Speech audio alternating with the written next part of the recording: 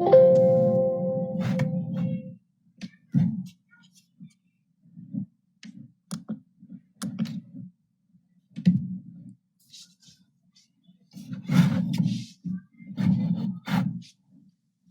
everyone.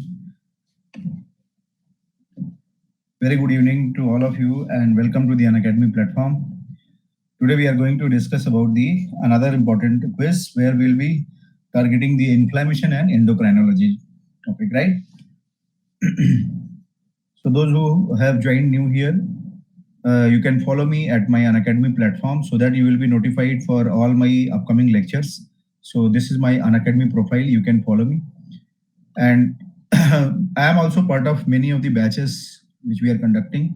So if you are joining any batch, you can use my name as a code. So this is the name code you can use, and you can join any of the batch. You will be getting discount for this thing. Right. And this is the comprehensive course on pathology which Unacademy has started. It's a comprehensive course for all the subject. So pathology is a part of that thing, where I will be taking pathology from the September 9th to December 12th, right? So this will be covering all pathology, and you can join this. I will suggest you join this, and you can use this code for the discount also. This will be definitely a good, good course. And as we all know that Unacademy is, one of the best platform this time, and there will be, you will be definitely gaining so much of knowledge. As you can see that on the free platform itself, you are gaining so much of knowledge. So definitely on that full course, when you are going to join, this will be systematic one, and you will be getting more knowledge. I think in my opinion, that is good to join full course. So this is the course code you can use for this thing, right? Yeah, it will be next. It will be useful for next also. And I have seen today's exam. Yeah, I heard that today's paper was tough. So I always say that, why don't you focus on the concept, right? I have seen many students, they feel so bad about this, that paper was tough. See, there are two things which I want to tell, because there are two things. When we get things easier way, we feel more comfortable, right? So mugging the concepts or mugging the facts is an easier way to conceive anything, right? And I have seen mnemonics, mugging, all these things will not help you in these exams, right? So I'm telling you, the trend is changing, and this trend has been changed a lot. You would have you remember that I used to tell that in December FMG exam, it was very tough question paper, right? It was nearly equal to the all India question paper, right? So once the time will pass, you will not feel that it is a tough question when you will write. So now you have written the question paper. Today's paper was tough, but after 2 months or 1 month or after 15 days, it will be looking easy to you, because we are getting accustomed to those things. So my advice to all of you is, you please focus on the concept only. This is the only thing which is going to help you in your exam. More focus on the concept, less focus on the mnemonics, right? So this is one thing I will tell you. Mnemonics is okay, but for making everything for a mnemonic is not going to help you a lot in your exam. Try to understand maximum amount of the concept. Focus on the standard books, you keep referring as standard books, because FMG student, they never follow the standard textbook, they follow the guide books, right? So that is also one thing which is a problem for us, right? So this thing, I think,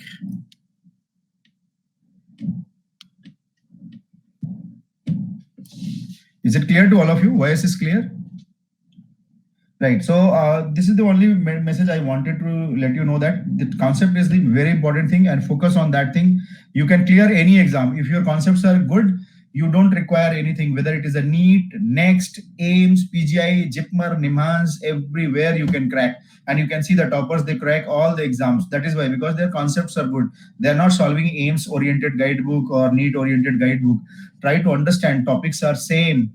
All exam topics will be same, only MCQ will be shuffling. So you have to focus on the concept so that you can identify those MCQs, right? So as promised yesterday, that I will be definitely announcing the winner. So Nintendo V is the winner of the yesterday's quiz, cell injury plus skin pathology, and second is the Santosh Acharya, third is the Prashant. So it's a big clap from all of us, and from my side, congratulations and best wishes for your future success. So keep moving like this, keep working hard like this, maintain this tempo, and other student also should be competitive to all these students who are coming in top 10, so that you can also, so that you can also come into this competition. See, you start from here, don't get depressed, be competitive. And competitive in a healthy manner means you analyze yourself. Healthier manner means you analyze yourself. Don't feel depressed. Analyze yourself. What mistake you are doing? Are you not able to identify the language? Are you not able to rule out the two options? Are you able to rule out the two options, but you are getting confused between the two options? So what is the conclusion? The conclusion is, if you are getting confused from the two options, you are ruling out two options, right? Then you have to understand one thing, that you need more revision. If you are getting confusion between two options and you have ruled out two, it means you have read well, but your revision is lacking. So revise more and more. So try to revise more and more, and that is also one indication that don't target for the so many notes and so many things to study, right? Paper to paper in Robbins is necessary. No, now it is not necessary. If you have crossed your second MBBS, see, Robbins cover to cover is necessary when you are in second MBBS. That time you have to cover up. That's all. If you have not covered up, then also there is no problem. You can read various guidebooks are there. My book is there. It is one of the very good book.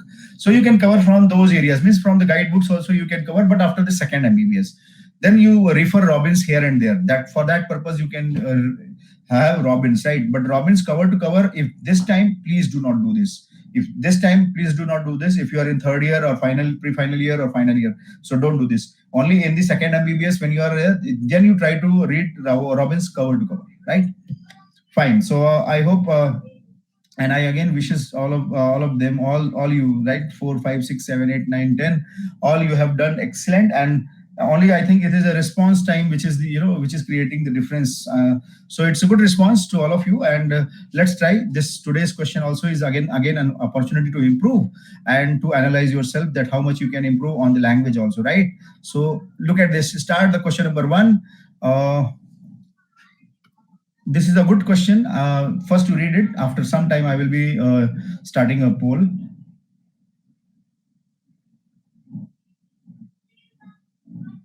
Right, I hope you all have read it. Right, so let's start.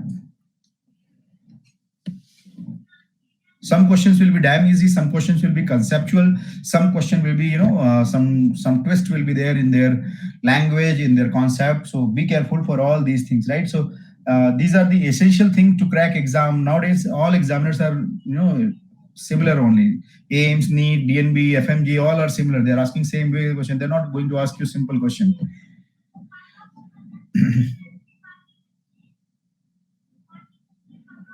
Yes, so I can see that up to 40%, approximately 40% of you have given right answer for this question. This question is a tough question. Here, I'll tell you, there are two components in this question I had asked you. What are these two components? Number 1 is the theory part, which you are seeing here. 30-year-old with dyspnea, pleural effusion, right? And then thoracentesis was done, showing the fluid. So second component is the fluid cytology, right? So what you are seeing in this fluid cytology, can you tell me in this comment box what you are seeing in this fluid cytology? Because that is the catch point for this particular question. Neutrophil, very good, very good, very good, very smart. So that is how you have to identify. See, this cytology, what you are seeing so many neutrophil, right? So all these are, neutrophilic infiltrate. So all these are neutrophilic infiltrate. So when you find neutrophilic infiltrate, so what kind of inflammation it is? Acute or chronic? Acute inflammation. Right? So by seeing this, we can understand this is the acute inflammation, right? This is the acute inflammation, right? So one thing we understood, that there is an acute inflammation, right? Now come to the question. Pleural cavity was showing fluid, which we are seeing here. Which of the following mechanism contributes to this finding? Which mechanism is contributing to this finding? So which mechanism of acute inflammation is going to do all these findings, right?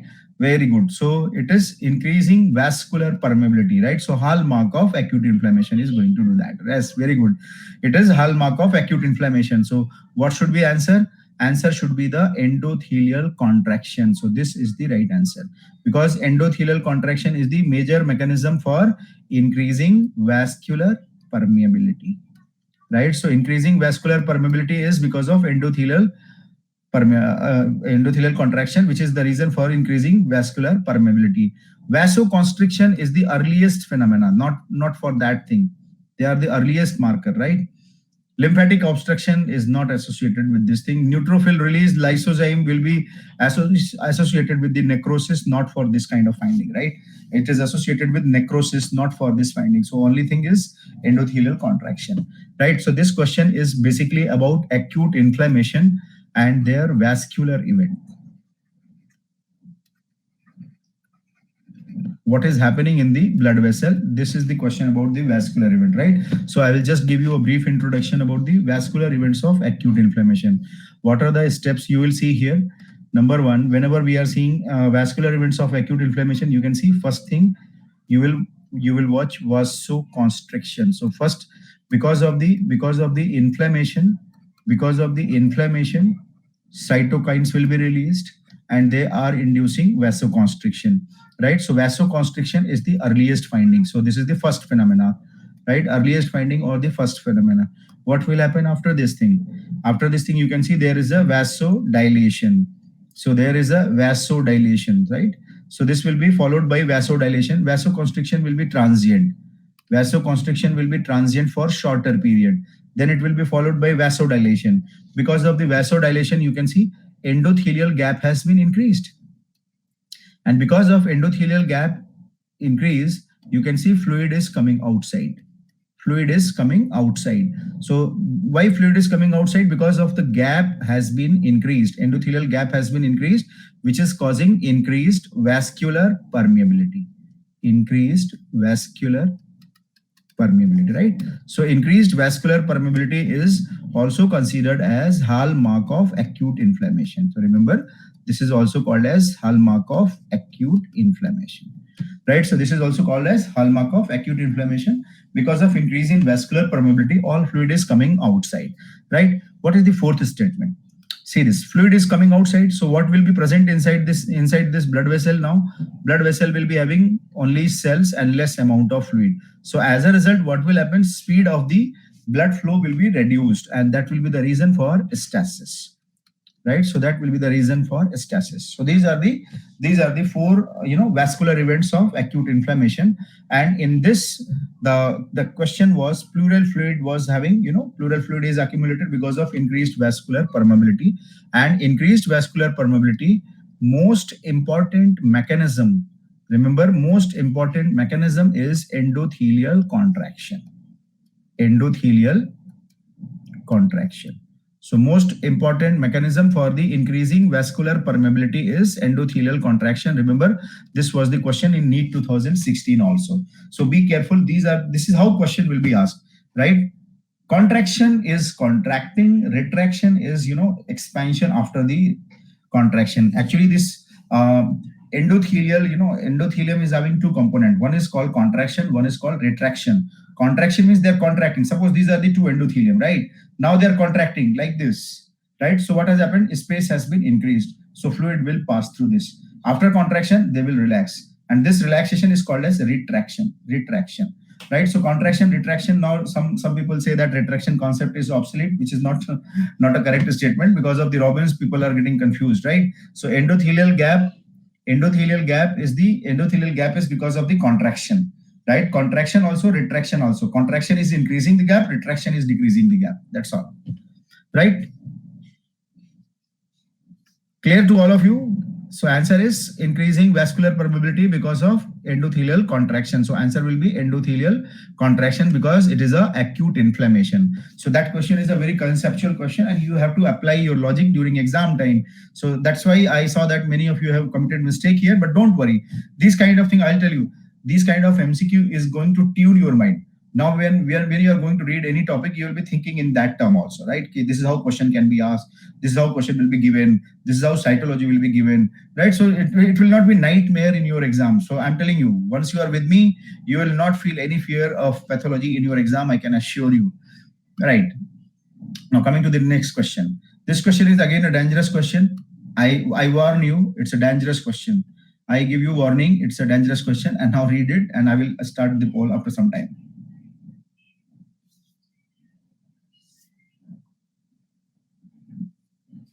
Okay, so let's start.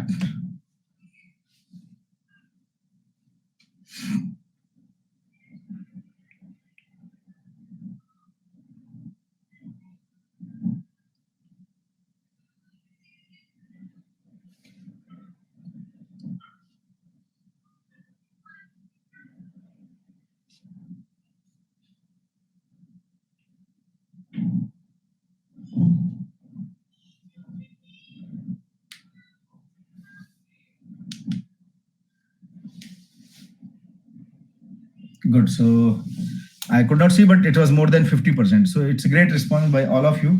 But see, in exam, nobody is going to guide you that it is a very, it's a dangerous question. So it's a great, right? So always remember, question when you are reading, read the question carefully. If you are reading question carefully, this kind of question will never confuse you. I can see that many of you have given answer that it is a decreased generation of the hydroxyhalide because you are thinking it is a phagocytosis, right? Or chronic granulomatous disease, like that you are thinking, right? But it is not like that. See this question again. I'll read this question. This is easy question only, right? It's easy question only. A 4-year-old boy is having recurrent infections with the Staph aureus. By seeing Staph aureus, many people will start thinking it is a catalase positive organism, recurrent infection, so chronic granulomatous disease. And first option will be the right answer, right? So never do this. That's why I always say that in exam, read question 2 times. Read option, all 4 options 1 time, right? So that should be the policy of your exam attempt, right? So 4-year-old boy, recurrent infection, Staph aureus, okay, fine, it's going on, let it go. During infancy, since infancy, right? Genetic testing shows a defect leading to a lack of beta-2 integrin. That is the catch point. Lack of beta-2 integrin. Beta-2 integrin is lacking. So what kind of disorder it is? It's a granulomatous disorder. Yeah, it's a LAD disorder. LAD1, leukocyte adhesion type 1 defect, LAD1 disorder. So this is the LAD1 disorder, which is autosomal recessive, which will be having recurrent infections, right? And it can be presenting from the infancy also, right? So delayed suppression of the umbilical cord, we all know that. So which of the following abnormalities of the neutrophil function is most likely responsible for this clinical symptom? I understood. Which of the following, abnormalities? So what abnormality is lacking? What abnormality is lacking? Lacking is leukocyte adhesion defect. So how it will be having? So first option is ruled out. You all understood.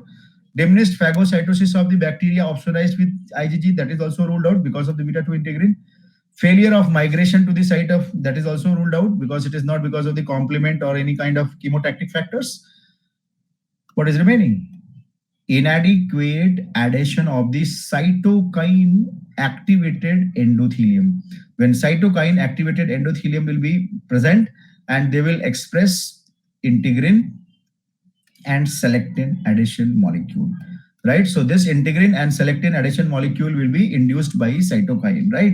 Which is not happening here. Inadequate adhesion. So that is called as LAD, leukocyte adhesion defect disorder, right? So it is a leukocyte adhesion defect disorder. Here I will show you what is leukocyte adhesion defect disorder. One of the very important MCQ for NEET PG exam, right? LAD disorder is a, it's a autosomal recessive disorder, as I have told you.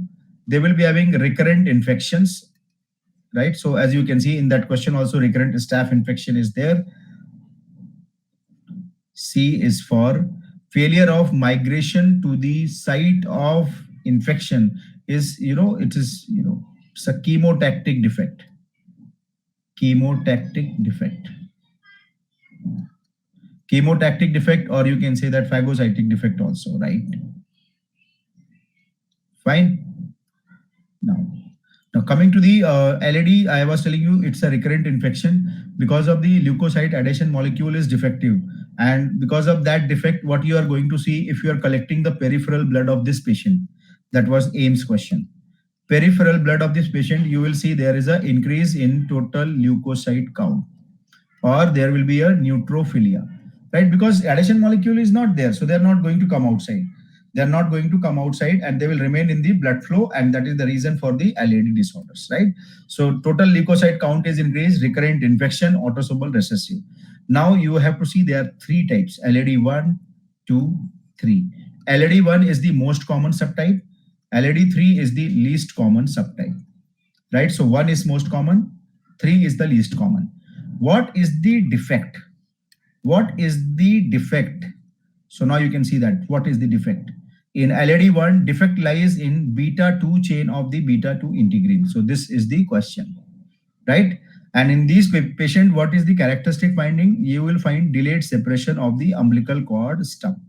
Delayed separation of umbilical cord stump. One of the very famous and very frequently asked question in exam. Delayed separation of umbilical cord stump is seen in which disorder? LAD1 disorder, right? LAD1 disorder. What is this defect? Is in Shalley-Lewis ligand. Because of the, Shalley-Lewis ligand is present on the surface of the neutrophil, and because of this defect, again, you will be seeing that same thing, right? Recurrent infection on all these things. What is characteristic thing? You have to understand that they are also associated with the one blood group. That was the NEET question in 2017. They are associated with which blood group? Bombay blood group. This question came twice in the NEET exam, once in 2015 and 2017, right? Normal duration of the umbilical cord separation is 35 days. This is how it has been given in Cecil textbook of medicine, right? 35 days is the cutoff limit. After 35 days, it will be called as delayed separation of the umbilical cord stump, right? So Bombay blood group is associated with Shalley-Lewis ligand and form T3 gene mutation. Remember, this is the point from the Harrison. It is not given in Robbins. This is given in Harrison, right? Form T3 gene mutation is associated with LAD3, and because of this mutation, there will be inactivation of the beta 1 to beta 3, all three integrin. LAD3, all three integrin will be inactivated due to the mutation of which gene? Form T3 gene mutation, right? So form T3 gene mutation is beta 1, beta 2, beta 3. All these integrins are, defective, and what will happen? They will also have all these finding recurrent infection. Apart from this, what is characteristic thing? They will be presenting with petechiae and purpura. Petechiae and purpura means platelet disorder like bleeding. Platelet disorder like bleeding. Right. So here, one thing also I wanted to tell that LAD disorders, they are also having primary immunodeficiency. Primary immunodeficiency, right? So all will be having primary immunodeficiency, right? Why I wanted to say this? Because there was a question in NEET exam 2017, right? A patient is having primary immunodeficiency and he is having bleeding like a Glanzmann's thrombosthenia. So they have given the name of a platelet functional defect disorder that is called Glanzmann's thrombosthenia. Right, so Glanzmann's thrombosthenia like bleeding means platelet disorder like bleeding. So examiner can ask you a question like this also, that primary immunodeficiency with petechiae and purpura, most likely which LAD? So remember, LAD1, LAD2, they will not be having petechiae purpura. Only LAD3 will be having characteristic purpura and petechiae like a platelet disorder, right? So is it clear? So now you understood Bombay blood group with LAD2. Petechiae purpura, primary immunodeficiency, LAD3, right? Delayed separation of the umbilical cord stump, LAD1. Right, and out of all these, which is most common? LAD1 is most common. What is the pattern of inheritance in all of them? Is autosomal recessive. Right, clear to all of you? Right, so we'll move to the next thing. Next thing is why many of you have understood chronic granulomatous disease, right? Because of the recurrent. Why you thought chronic granulomatous disease? Because I have given the recurrent infection of the history, recurrent infection of the staphylococcal infection, right, which is a catalase positive organism, right, which is a catalase positive organism. So here you have to be very careful. See this, by thinking all these non-specific bacteria, virus infection, don't decide the answer. Try to read the question and then come to the conclusion. If there is a chronic granulomatous disease, there will be a mutation in the FOX gene mutation. They could have given option of the FOX gene mutation, right? FOX means phagocytic oxidase gene mutation. Phagocytic oxidase is another name for the NADPH oxidase. NADPH oxidase. So this gene is also called as NADPH oxidase gene. So actually this FOX gene controls the rupture of the granule of the lysosome, right? During phagocytosis, when bacteria will come and they are coming in contact with the lysosome, then this FOX gene is going to activate the burst of the lysosomal granule. So lysosomal granule will burst and they will release NADPH oxidase to form that halide free radical to kill the organism, right? So this FOX gene is having two locations.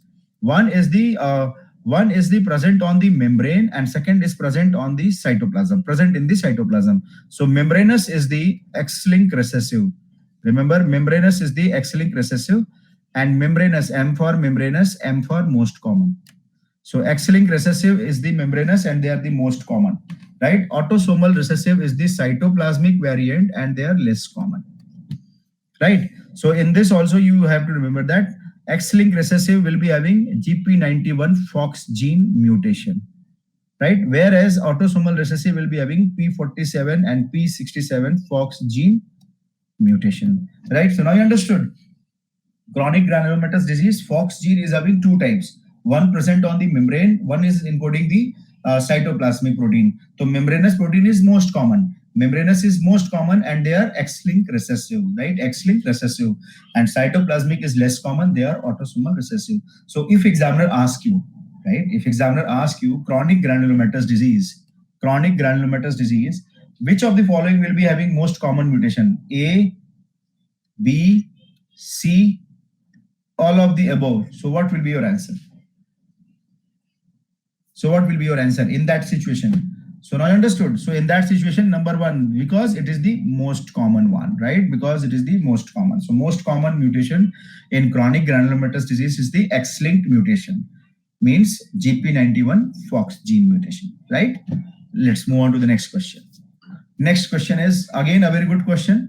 Which of the following chemical mediators of inflammation is an example of CXC chemokine? Right, this is the older type of AIIMS question. I think this trend is going to come back because there are some update in the new Robbins, right? So which of the following is CXC chemokine?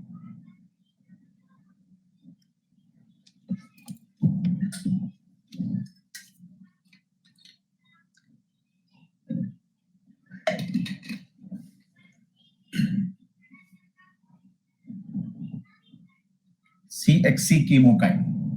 It's a chemokine.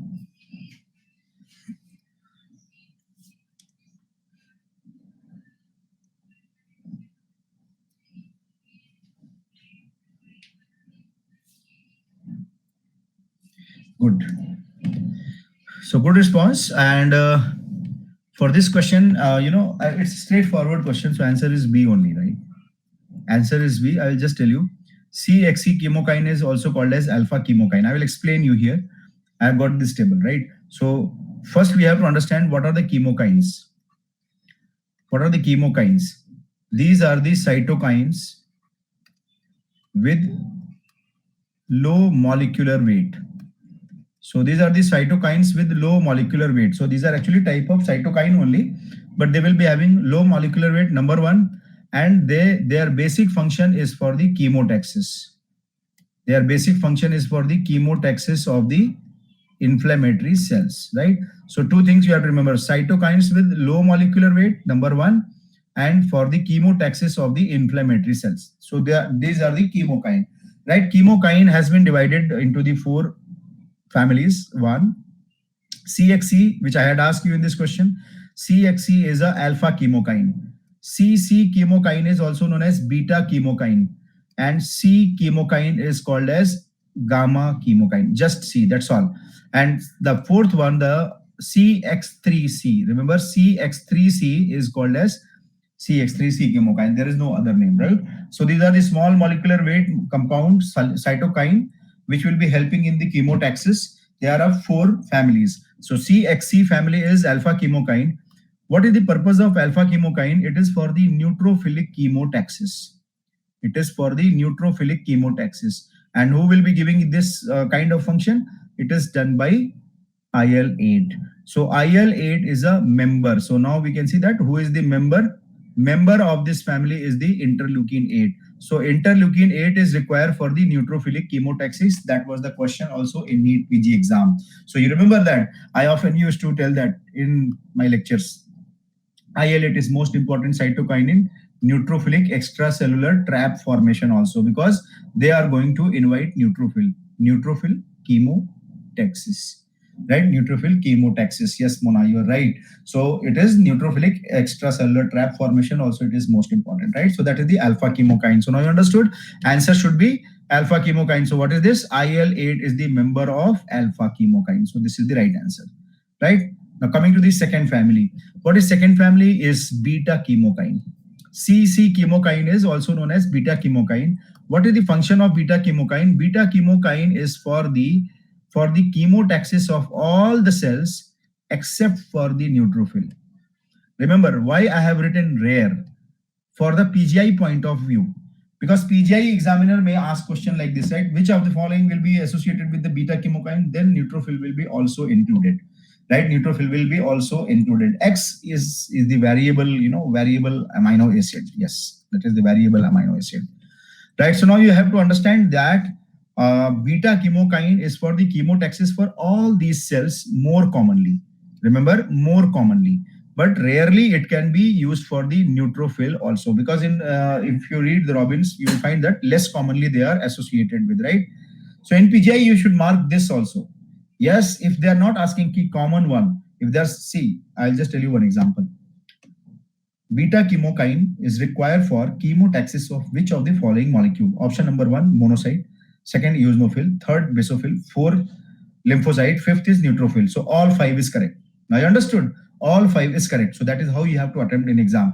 That is why I always keep the rare thing. I did not say that neutrophil will be not activated, because I have seen that many guidebooks they are writing that neutrophil is not activated. But you read the Robbins, what you will see that less commonly they are associated with neutrophil chemotaxis also. Less commonly. Robbins is writing that less commonly, right? So this is the language you will see in the Robbins. So be careful, right? So who are the members? Now, who are the members of this, beta chemokine family? Eotaxin, rantes, and MIP-1 alpha, right? So one by one we will see. Eotaxin is for the chemotaxis of the eosinophilic. E for eotaxin, E for eosinophil, right? Rantes is for T cell. Rantes is for T cell. MIP-1 alpha is a macrophage inflammatory protein 1 alpha. So it is for the macrophage or monocyte. Right, so now you understood. So come to this option. You can see the first option is eotaxin. Eotaxin is for eosinophil. This why I'm emphasizing, because this was the question in the older AIIMS exam. Eotaxin chemokine is for eosinophil. So easy to remember. EO eosinophil. EO eotaxin. So see, this is the beautiful mnemonic. EO eotaxin. EO eosinophil. Right. So done. Third family is the gamma chemokine, which will be represented by just C. Plain C is a gamma chemokine, and they have only one member. Gamma chemokine is having only one member. Who is that? That is lymphotactin. What is the function of lymphotactin? Chemotaxis of the lymphocyte only. Only for the lymphocyte, right? Only for the lymphocyte. MIP-1 alpha is the macrophage inflammatory protein 1 alpha. Macrophage inflammatory protein 1 alpha. That is the full form of MIP-1 alpha, right? So lymphotactin is for the movement of the lymphocyte. So lymphocytic movement is by the lymphotactin, right? So lymphotactin is a member of gamma chemokine or C chemokine. Remember all these things.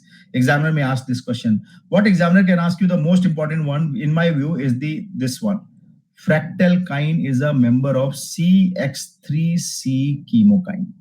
CX3C chemokine member is the fractalkine. Function, they are having two functions, right? In endothelial form and soluble form. So they are in the two forms, right? So they are present in two forms. Remember, CX3C chemokine, they are present in two forms. One is endothelial bound form and one is soluble form. One is endothelial bound form, one is endothelial bound form, and one is soluble form. Both will be associated with the monocyte and macrophage. Endothelial form is for the monocyte adhesion. Soluble form is for the chemoattractant of the monocyte, means chemotaxis of the monocyte. So now you understood. So these are the two forms of the chemokine, right? So is it clear to all of you? CX3C chemokine for adhesion and soluble form is for the chemotaxis, right? And member is the fractalkine. So examiner will be asking you, fractalkine is a member of CX3C chemokine. Lymphotactin is a member of C chemokine, which is also called as gamma chemokine, right? So that is how question will be framed in exam. So we have to be very careful for these kind of questions, right? Fine. So done. Answer is clear. So interleukin 8 is the most important cytokine for the alpha chemokine family for the neutrophilic chemotaxis. Done. Coming to the next question. This question is easy question only, right? So which of the following in COX pathway inflammatory mediator which will be associated with pain and fever? Pain and fever.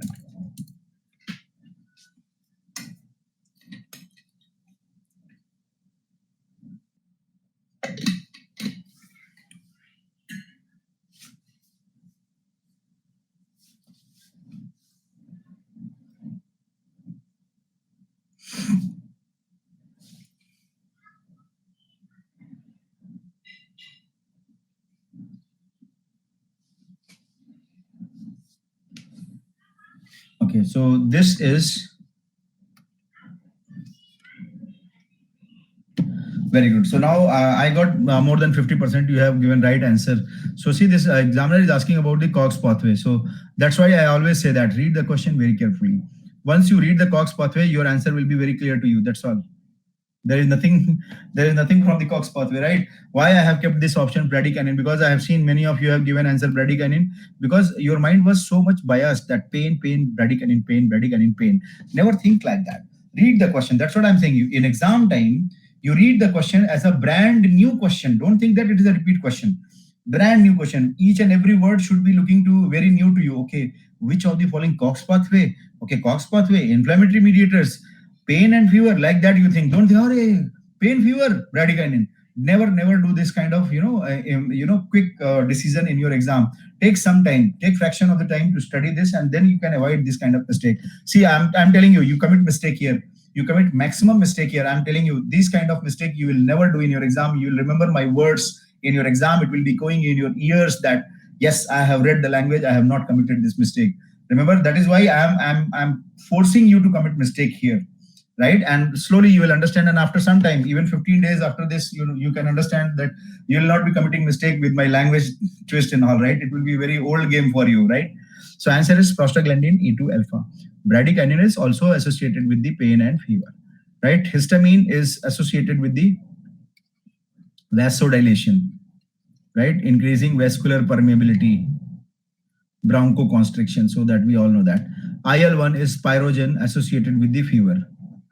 IL-1 is pyrogen associated with the fever. Best pyrogen, you can say that, not with the pain, right? And this COX pathway, when examiner is asking, that will be prostaglandin E2 alpha. So just remember what happens in COX pathway. See this, arachidonic acid metabolite via COX pathway. What they are going to do, they are going to form, substrates like PGG2 and PGH2. So PGG2 and PGH2, this was previous year PGI question, right? Previous year PGI question, COX pathway, which is the common substrate.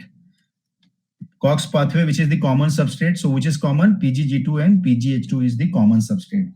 Why common substrate? Because from here only, you can see all these are going to be derived. From here only, this prostacyclin, thromboxane A2, and prostaglandin, they are all derived from the common substrate, that is PGG2 and PGH2, right? So arachidonic acid, COX pathway, common substrate is the PGG2 and PGH2, right? Then they are synthesizing what? Prostacyclin and thromboxane and prostaglandin, right? Prostacyclin, richest source is endothelium. This is also important MCQ. Richest source is endothelium. Thromboxane, richest source is platelet, right? When we talk about the function, remember both are having equal and opposite function. They will be having opposite function. So what is the function of thromboxane A2? Thromboxane A2 is required for See this. You have to remember like this.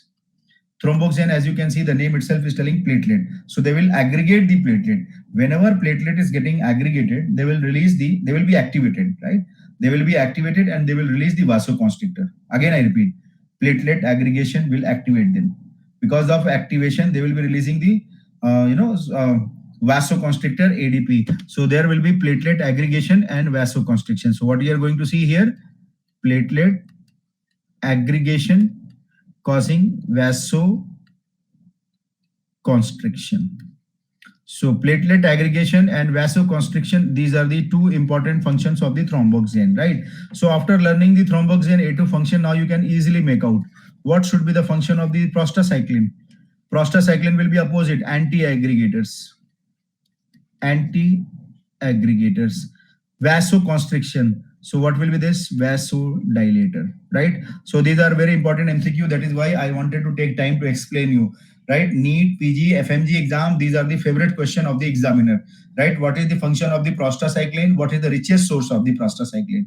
Function is this one and richest source is endothelium. What is the function of the thromboxane A2? This was PGI question previous year. Thromboxane A2 is derived from the common substrate called PGG2 and PGH2. That is why I was emphasizing on this point. Thromboxane A2, prostacyclin, PG, all they are derived from the common substrate. Now coming to the prostaglandin. When we talk about prostaglandin E2 alpha, so E2 alpha is one of the very favorite question of the examiner, especially in the NEET and NB exam. Pain and fever, 2016, 17, 18, continuously they are asking this question, right, about the PGE2 alpha. So number one, PGF2 alpha and PGD2 alpha, both are chemotactic for the neutrophil. That was also question in the NEET PG exam. Both are chemotactic for neutrophil. Right, so this point also we have to keep in mind. So this table will, this table will help you to understand in your future exam. Definitely one question will be coming in your exam from here, right? So be careful. So whenever examiner is saying that it is the Cox pathway, pain, fever, answer should be prostaglandin E2 alpha. Answer should be prostaglandin E2 alpha, not the bradykinin. Bradykinin is the different thing, right? Now coming to the next question. This question is not true about this pattern of inflammation. See this image. This question is to first you identify the image and then you choose the, which is not correct answer. Which is not correct answer. Tough question only, right? This is tough question. My opinion, if you ask me, I will say that it is one of the tough question, but in my lecture, I have described so many times, so I think it will be easy for you.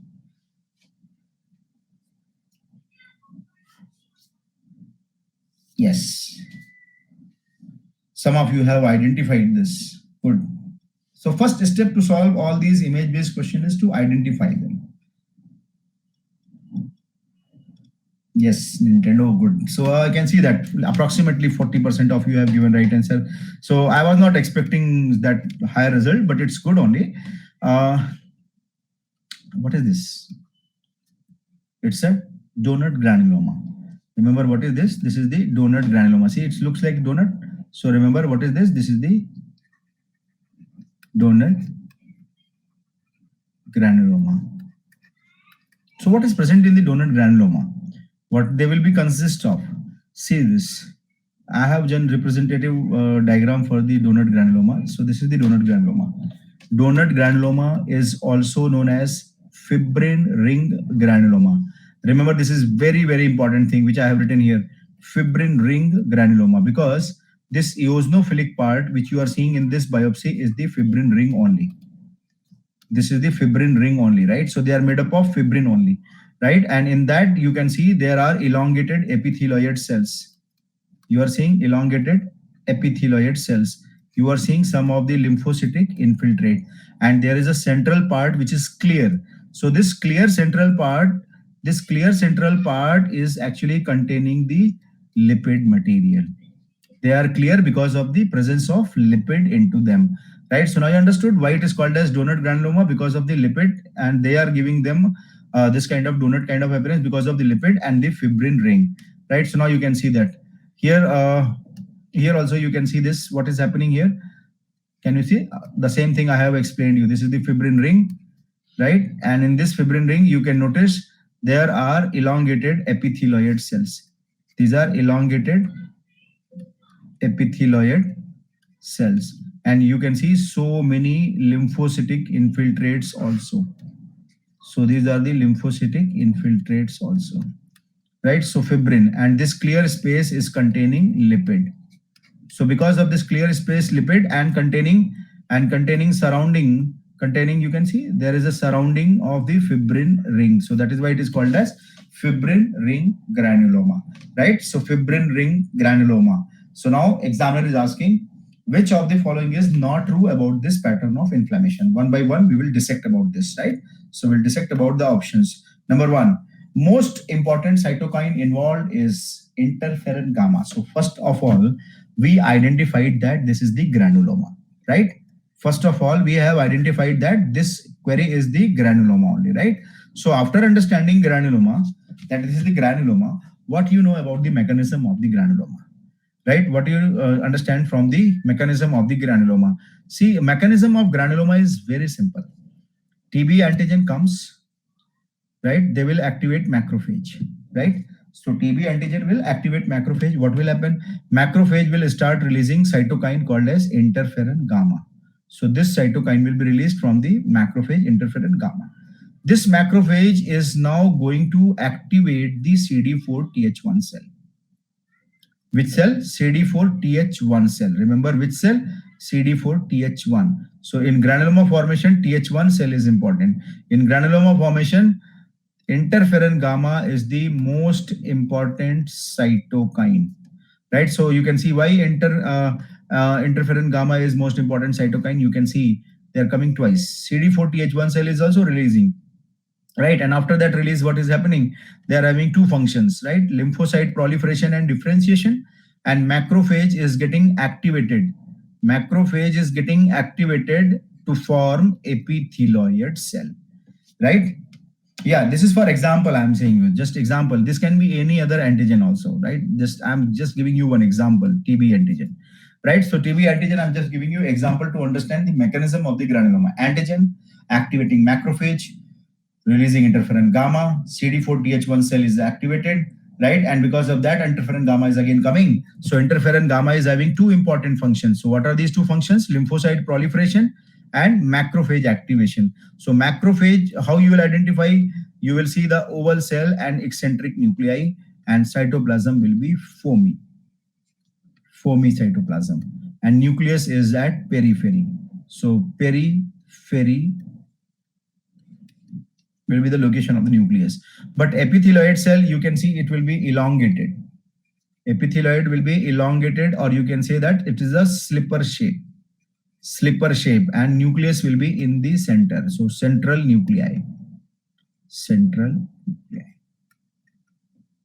Right. So now you can see this. This is how you have to understand this. And after seeing all these things, you can easily make out that first option, most important cytokine involved is interferon gamma. Gamma means granuloma, right? So gamma means granuloma, like that you can remember. Gamma means granuloma. So you can remember interferon gamma is most important for granuloma formation. So that is a true statement. Second statement, it is seen in Hodgkin's lymphoma. So this is also true statement. So here we have to understand that donut granuloma can be seen in Hodgkin's lymphoma also, and it can be seen in Q fever also. Hodgkin's lymphoma and Q fever. So it can be seen in Hodgkin's lymphoma and Q fever, both condition. Third option, it contains lipid and fibrin both. So yes, it contains lipid also, it contains fibrin also, right? So it contains lipid also, it contains fibrin also. So you can see that what I have written here, lipid is also there, fibrin ring is also there, right? So it will be containing, but there is no glycogen, right? But there will be no glycogen. So this statement is also a true statement. It will contain glycogen is wrong statement, fibrin will be present, right? So this is our right answer. So D is the correct answer, right? So D is the correct answer for this particular question, right? So now coming to the next question. 51-year-old female presenting with the complaints of thyroid nodule with progressive hoarseness, shortness of the breath, stridor of the and stridor for the past 1 month. Okay, so this question is an easy question. This question I think we have discussed already one time. I think within fraction of second you can solve this question. Yeah, lipid won't exist as a small vacuole. Lipid actually does not exist. It will not be getting stained. They will be existing, but He stain will not be, identifying them. When you are using oil red, they will become prominent. It means they are existing, but He stain, we cannot see them. That is the meaning. Why it is a clear? Because we cannot see by He stain. You use this special stain, you will identify them.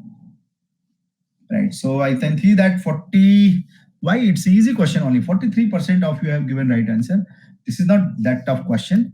See, the history is very easy, right? If you look at the older patient, complaints of thyroid nodule, so it's a thyroid swelling.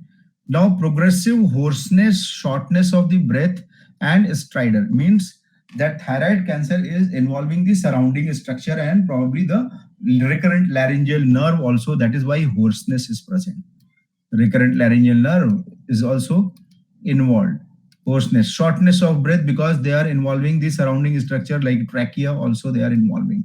So this kind of presentation is a feature of anaplastic lymphoma, and you can see this picture also in this histopathology also. You can beautifully make it out that these are the pleomorphic cells are there. These are the giant cell also, tumor giant cell.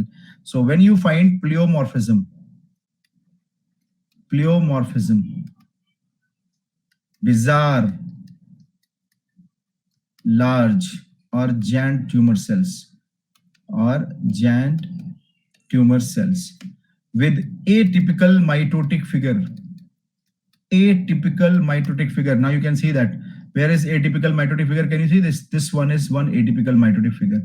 This one is the another atypical mitotic figure, right? So all these things are suggestive of anaplastic lymphoma. So this is the anaplastic carcinoma of thyroid. So anaplastic carcinoma of thyroid will be having this kind of presentation, right? Right, so I had explained, I think you understood that pleomorphic cells are there. You can see all pleomorphism is there. Mitotic figure is there, right? Bizarre means all random, big, na डराने वाला ऐसा बड़ा ऐसा लग रहा है ना, fiery, scary look of the cells. That is how we describe scary. अरे बाप रे, ये क्या है? कुछ बहुत बड़े दिख रहे हैं, इतने काले हैं सब. ये देखो है ना, atypical mitotic figure. This is again atypical mitotic figure. These are the two important atypical mitotic figure. So all these are features of the anaplasia. You remember, anaplasia is complete loss of differentiation. Pleomorphic cells, atypical mitotic figure. You remember we have discussed like that, right? So this is the anaplastic carcinoma, right? Papillary carcinoma, you will see follicular carcinoma, you can see capsular or vascular invasion will be there. Capsular or vascular invasion will be there. Here you cannot see any capsule or blood vessel. And always remember, follicular carcinoma is also common in the iodine deficiency goiter cases. So when you are finding iodine deficiency goiter patient, they are prone for the follicular carcinoma of the thyroid, right? Papillary carcinoma of thyroid is usually associated with the radiation exposure. But remember this thing. Okay, don't remember anything. Just remember this much is enough. I will tell you one more thing.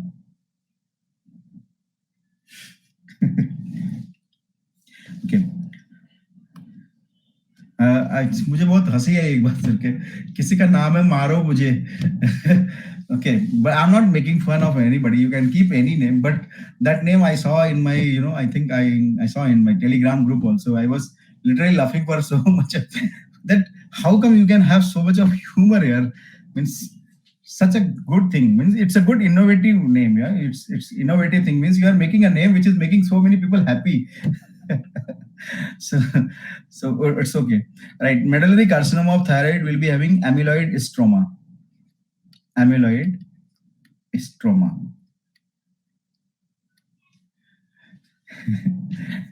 Fine. So now you have got the answer. Answer is anaplastic carcinoma, right? So moving to the next question. This question is again, image-wise, it is a very easy question, but you have to be very careful when you are going through the options. Thyroid specimen, that's how biopsy is given, and all of the following are true except. Easy question only, right? Easy question. Just you need to identify the biopsy. That's all. You identified the biopsy, answer is done.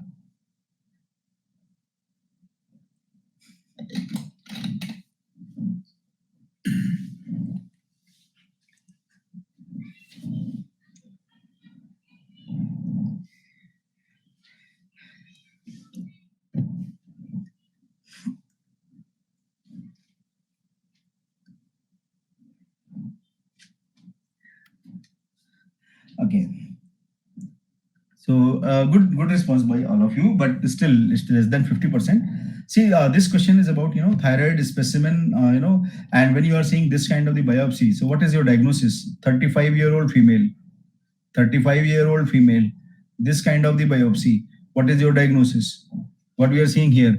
Can you see this? These are full of lymphocytic infiltrate. You can see they are having lymphocytic infiltrate, right? Now compare one more thing.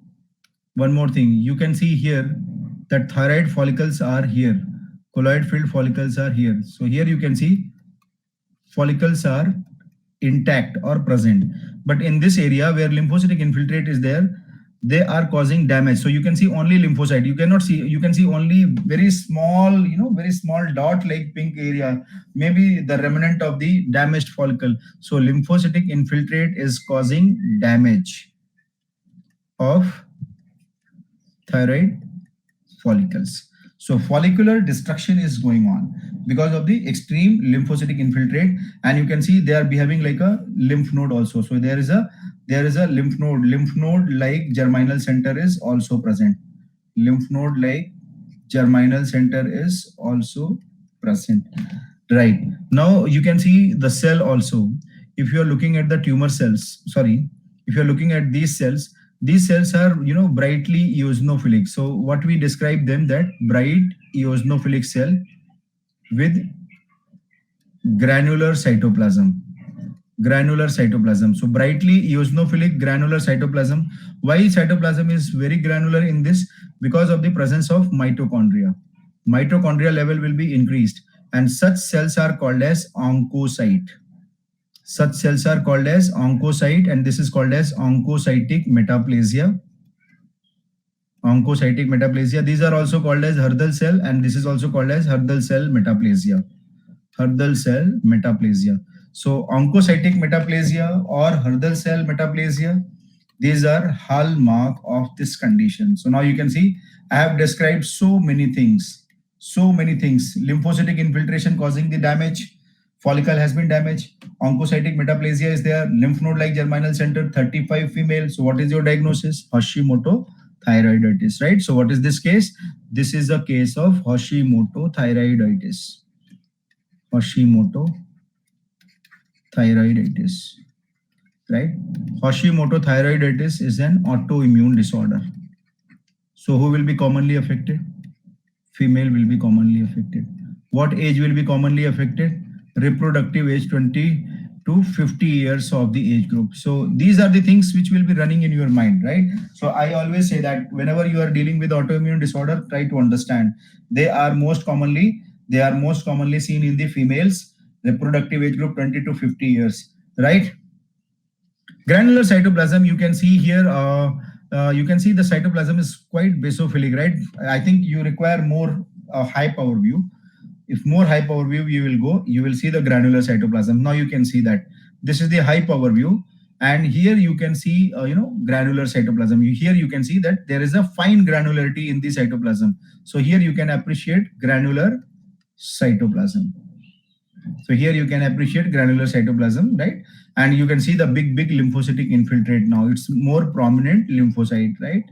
And you can see that follicle has been damaged somewhere, some are intact, right?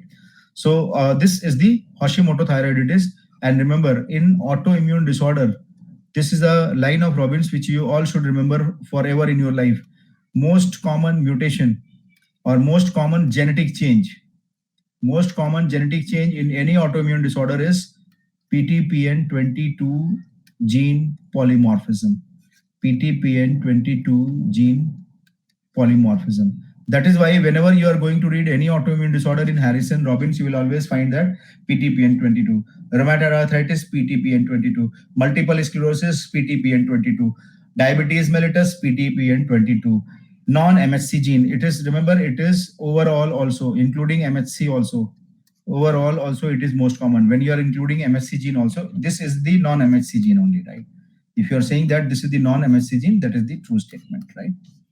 Right. So now coming back to the question. Where is the question?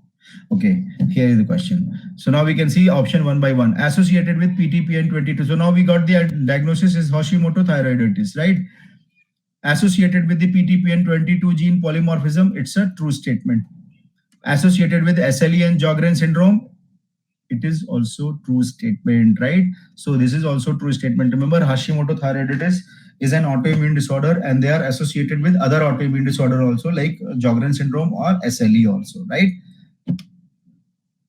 I think, Lizzie, you just refresh your internet connection. Sometimes that internet connection is poor and we get this kind of problem. Oncocytic metaplasia is hallmark of this condition. That is also true statement. Commonly transformed to the T cell. See, Hashimoto thyroiditis, why we are worried about. So this is our right answer. It's a false statement. It's not T cell lymphoma.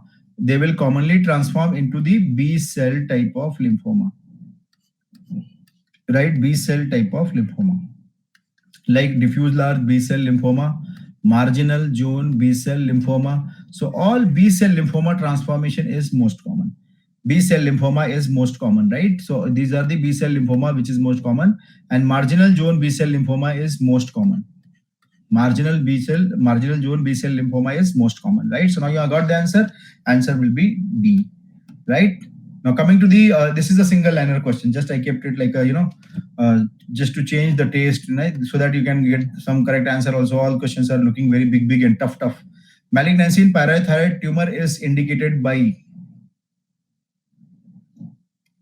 Malignancy in parathyroid tumor is indicated by.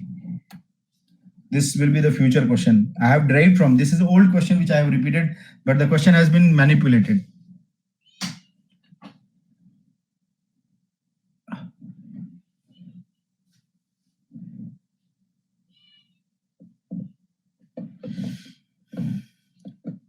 Endocrine tumors, they have some endocrine tumors. They have one characteristic feature. You cannot say them malignant until and unless they have metastasis, right? So this question is from that area only. So I can see that less than 50% have given answer, correct answer. Malignancy in parathyroid tumor, not only parathyroid. Remember here, I'm writing all these endocrine tumor also, pituitary, parathyroid,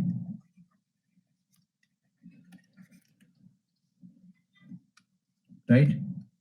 If you're checking metastasis, right? If there is no metastasis, they will be called as pituitary adenoma, parathyroid adenoma. Remember, this is very important thing. If there is no metastasis, pituitary, parathyroid adenoma. And if you find metastasis, this will be called as pituitary carcinoma, parathyroid carcinoma. So these are the two endocrine tumor you have to remember where metastasis must be present to call them as a carcinoma. So what is the criteria for parathyroid carcinoma? This was the question in NEET 2016, right? What is the criteria for parathyroid carcinoma? And metastasis is the criteria. Similarly, the older question which examiner used to ask, there is another tumor which is called as pheochromocytoma or paraganglioma. So pheochromocytoma or paraganglioma, when you find metastasis, then you say that it is a malignancy. So that is also one important thing we have to remember. So pheochromocytoma or paraganglioma without metastasis, benign tumor. With metastasis, malignant tumor. Now, is it clear to all of you? So metastasis is the criteria for malignancy for these three important tumors we have to keep in mind. Three neuroendocrine tumor, pituitary, parathyroid, and pheochromocytoma. Right? So answer is D. So answer for this question is D, not the vascular invasion or capsular invasion. Vascular invasion and capsular invasion is for the follicular carcinoma of the thyroid. It is for the follicular carcinoma of the thyroid, right? Right. So ultrastructural finding in a case of paraganglioma. Oh my God, this is again a very easy question. Easy question. Ultrastructural finding in the case of paraganglioma. Easy question. Many times we have discussed. YouTube channel also I have discussed a few days back in the lung cancer. Right. Ultrastructural finding. Ultrastructural means electron microscopy. Always remember in exam time, ultrastructure means electron microscopy. Right. Yes. True. So many times we have discussed. That is what I wanted to discuss is so many times that in your exam it should be on your reflexes. Dense core granule is visible or not. So yes, so 63% good response by you all. So that is, I see these are the question, 1 or 2 year back when examiner had asked, this question used to be tough, but now this time when they are going to ask this question, you are going to have a fun about this MCQ, right? So ultrastructural finding of paraganglioma is straightforward question. It is dense core granule. Remember, it is dense core granule, and remember this is the dense core granule. Membrane bound structure. So what is dense core granule? What is dense core granule? Membrane bound structure. So this is the membrane bound structure. Is called as dense core granule. Dense core granule. And what they contain? They contain all the neuroendocrine tumor marker. Neuroendocrine tumor markers are present in them. So what are these markers which examiner asks very frequently? Chromogranin, synaptophysin, right? So chromogranin, synaptophysin, neurofilament, right? Bombesin, leucin 7. There are so many things, right? Bombesin, leucin 7, neuron specific enolase, right? So these are some important name which you have to keep in your mind. So chromogranin, synaptophysin, all these are present inside this dense core granules, which are membrane bound structure, which will be containing. Vascular invasion is more appropriate for follicular carcinoma. Vascular invasion, because you see, invasion means even in the same thyroid, in the same thyroid there is a blood vessel, they have to invade. But metastasis is something different. Definitely vascular invasion is a part of the metastasis only, right? But metastasis is something different, which is not in the continuity of the organ. But it can be vascular invasion can be within the continuity of the organ, right? So that is why metastasis is different from the capsular invasion. But capsular invasion, vascular invasion, they are also a part of metastasis, right? Fine. So dense core granule is a membrane bound granule which will be containing all these neuroendocrine tumor markers. Done. Now coming to this question. This question is from the new edition of the Robbins, latest edition of the Robbins, and let us solve this question.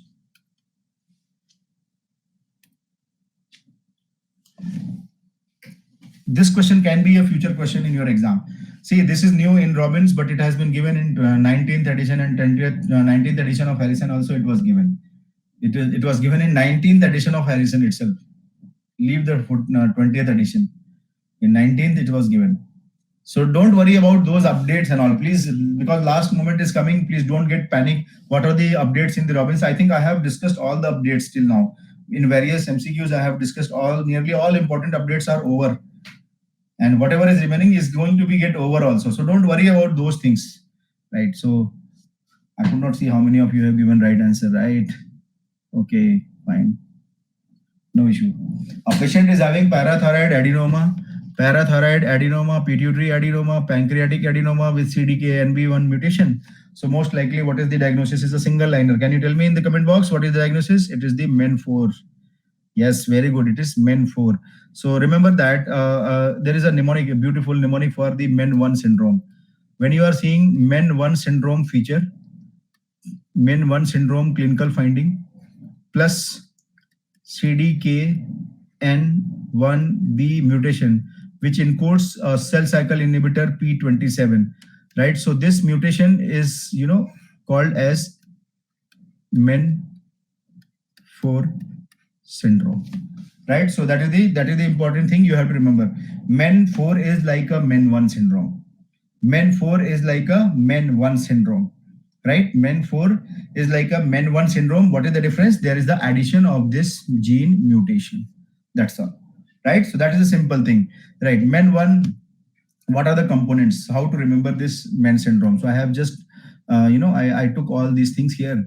MEN1 syndrome, we often remember that triple P, and finally we get confused in the exam. What are those triple P, right? So see, this is the mnemonic. Just listen to me very carefully. See what I have written in the capital alphabet: PIT, PAN, PARA. And what is the name of MEN1 syndrome? Wermer syndrome, right? So this is the mnemonic. One man, right? One man, On seeing the worms, this is the mnemonic. On seeing the worms, he has spitted pan parag. Right, so this is the mnemonic, right? Pan parag, pan parag is one thing which you would have seen that many people they will be eating, right? So it's a funny kind of mnemonic, right? So so one man means men one. One man means men one. Worm means wormer syndrome. Wormer syndrome. Right? So seeing the worm, when seeing the worm, he was chewing the, he was chewing the gutka, that pan parag, right? So after seeing that worm in the can, he has spitted. S is a small, spitted, pituitary. Pan, pancreas, parag, parathyroid gland. Right, so it's a funny kind of mnemonic I saw on the internet and I thought I will be sharing with you. It's not my mnemonic. That is why it is funny and very good. Right, so worm is, so that is how we can remember this one, right? So now you can understand pituitary, pancreatic, parathyroid, adenoma, all things will be there. What you need to remember, extra point, that parathyroid adenoma is the most common one. 90% of the patient will be having this parathyroid adenoma, right? Men 2A. Men 2A, we can remember, see, Men 2A is called as Sippel syndrome. Sippel syndrome, right? So Men 2 is having 2P. Men 2 is having 2P. Men, M for medullary carcinoma of the thyroid. And 2P is parathyroid and pheochromocytoma, right? Parathyroid and Vimal, I stopped using Vimal because there is no use of Vimal in this, right? Pan Parag is doing good here, right? I think I will bring up with some mnemonic with the Vimal also. Actually, I'm getting addicted to make some mnemonic, but I'm not making very good mnemonic. But I think after some time I will be making very good mnemonic, right? So all men's are dominant, autosomal dominant. That is the mnemonic also, right? That is also one mnemonic. All men's are dominant. Means in society we think like that, right? So that is for mnemonic only, right? Nowadays it is not like that. Or not all men's are dominant. I'm seeing no male is topper of any of the AIIMS All India exam. All females are topping. So that is only for the mnemonic purpose you have to remember, right? So okay, fine. Even the X chromosome is stronger than Y chromosome. It's a PMT question also, right? So keep that in mind. So M2P. So it is medullary carcinoma of the thyroid, parathyroid, pheochromocytoma. So M2P, 2P. Sippel is having 2P, Sippel. So parathyroid, pheochromocytoma. M2B is older name is M3, right? Men3. So M2B is again having medullary carcinoma of thyroid, but here see this M2B will be having 2M, right? 2M and 1P, right? So pheochromocytoma, medullary carcinoma of thyroid, and mucosal neuromas. Men4 is the new point added in the 10th edition of the Robbins. Whatever we have learned, that clinical feature of Men1 plus CDKN1B gene mutation, which will be encoding P27 protein, right? Along with this, reproductive organ tumor like ovarian tumor or testicular tumor. Ovarian tumor or testicular tumor will be also present. See this, I gave you a one sort of question where I used mutation, but examiner can use another thing also. See how examiner will be using, I will just tell you. Same thing will be given. They will not be writing about the mutation. They will be writing about this patient was having testicular seminoma or testicular tumor, or ovarian tumor is present in this patient. So testicular or ovarian tumor will be also in favor of Men4. So that is why I said how Men4 is differing from the Men1. They are having similar features like Men1. How they are differing? They will be having gonadal involvement also. Gonadal tumor will be also present, right? Is it clear to all of you? Now we'll be moving to the next one. This is a new question, tough question, but one diagram is very easy. Just I am keeping 3 diagrams to horrify you. Oh, 3 diagrams are there, we are not able to identify. So you can see from the history also a little bit available, and from the option also it will be very clear. Brain autopsy of the patient with the fever is shown below. Most likely it is. Spotter question only, right? Spotter.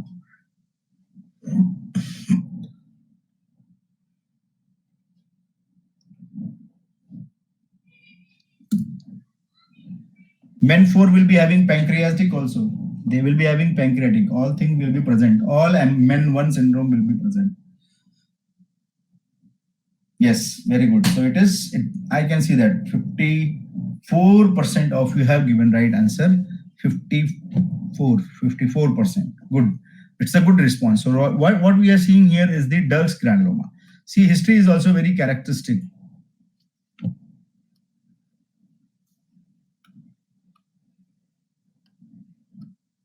History is also characteristic. You can see there is a fever, right? So fever, and see what I'm showing you here and here, these are the two areas showing the ring hemorrhages. Ring hemorrhages are present, right? And then you can notice this area, you can see there is a pink area. So there is a fibrin deposit also. Ring hemorrhages, fibrin. And in this third diagram, blood vessel is, these are, you can see, these are all rings of the Plasmodium falciparum. Rings of the Plasmodium falciparum. Right, so rings of the Plasmodium falciparum. So what is this? This is the Dirk's granuloma. So what I'm showing you here, this picture is of Dirk's granuloma.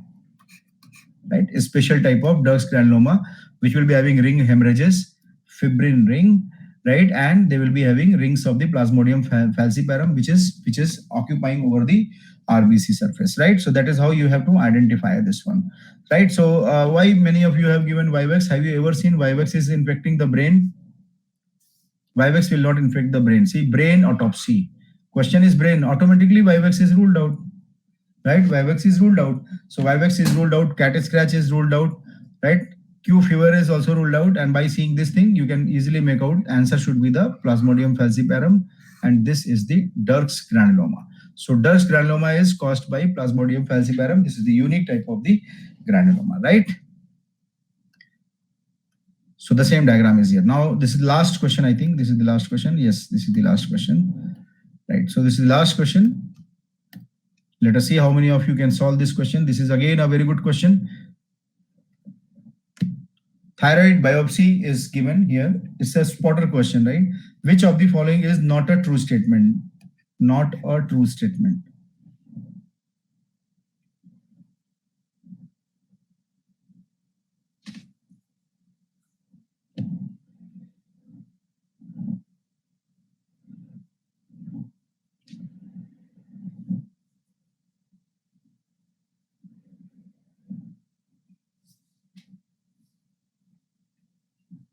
So 59% of you people have given right answer. So today, today one, what was that name? Mujhe Maro. That was one funny thing. And today number one is also one funny thing. He's XYZ. He's having no name. He's XYZ.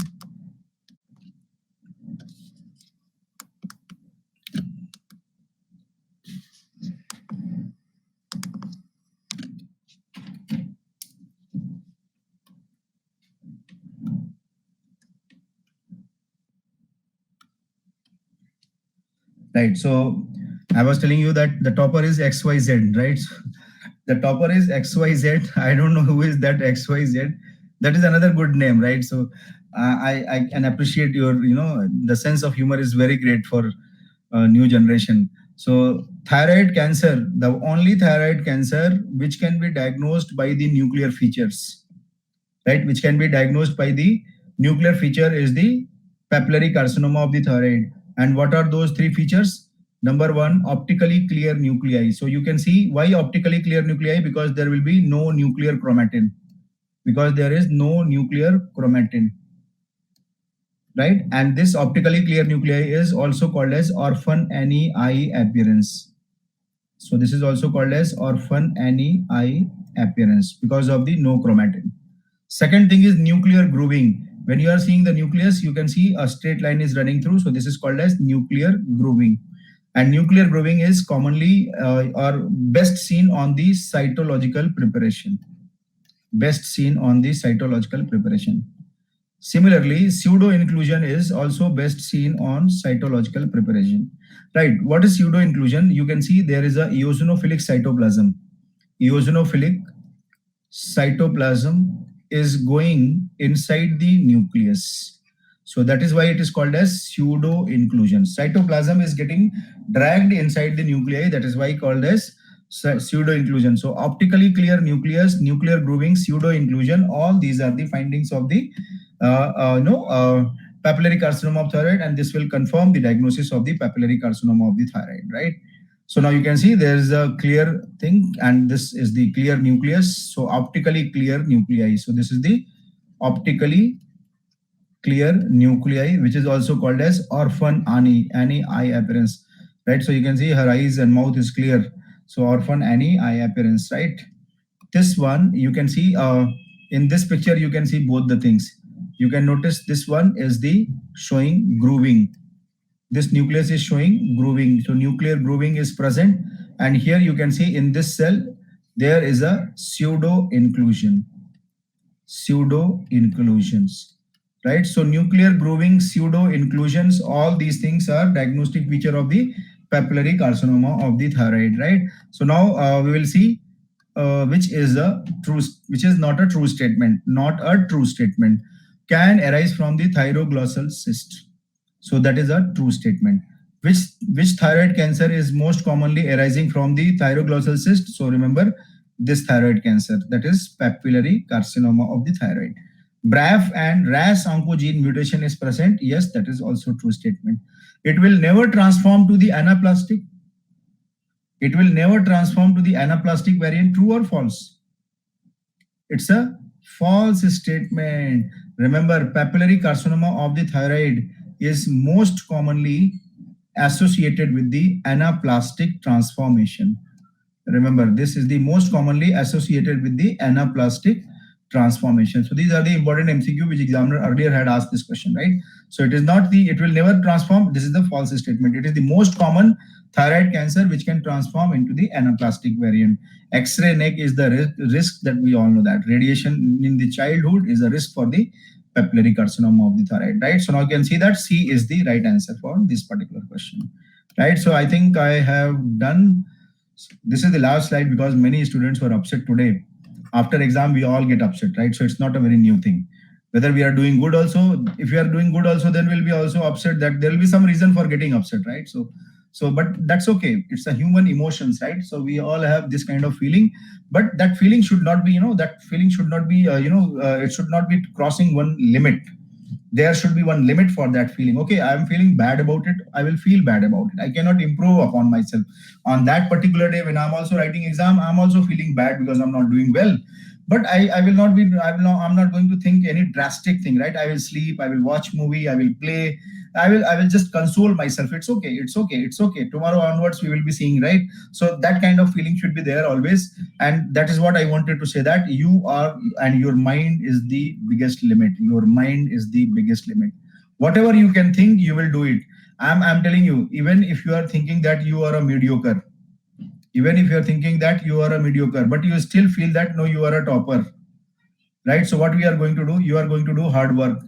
Again, you will see the failure. Again, you are going to do hard work because you are consistently thinking that you are a topper. Again, you will become failure. Again, you will do hard work. Again, you will get the failure. What will happen in this process? I will tell you in this process, how much hard work you have given, it will make you superior to this topper also. That is why there is a saying, right? Hard work beats the talent when talent does not work, right? So remember this point, when talent does not work hard. So this is the very, very important thing. Why I say all these things? Because your failure should not, discourage you. You keep working hard. Don't give up. I'm telling you, if you're not giving up, you will be definitely rising. And with our mistake only we learn. I'm telling you, with our mistake only we learn. I don't know who fool has said that by seeing others' mistake we can learn. By seeing others' mistake, how I will be learning? Means we will not be learning. We will be just saying, okay, this is how we will be doing the mistake. See, analysis is very easy. I'll just give you one example. I was watching a cricket match in Chennai when I was doing my undergraduate. Sachin was playing and McGrath was bowling, right? McGrath ball came very fast. And one of my batchmate, he was telling, "Arey, even I can play like this. Why Sachin is out like that, right?" So even he can play like this. And in the ground, he will not be able to hold the bat also. right? So saying things that, it's a thing, it's a different thing, but working something is a different thing. So that is why I wanted to say that don't feel bad about anything, keep working hard, try to keep improving, try to keep on improving, right? Maximum grand test, attend all these tests, you will be definitely improving for your final exam. Thank you so much, and best wishes to all of you. And tomorrow again we'll be meeting. Yes, tomorrow's topic, I think only one topic I will be covering tomorrow, that will be the genetics. It will be a mixture of the question, right? I will be having some tough question also, I'll be bringing some easy question also. Fine. Good night.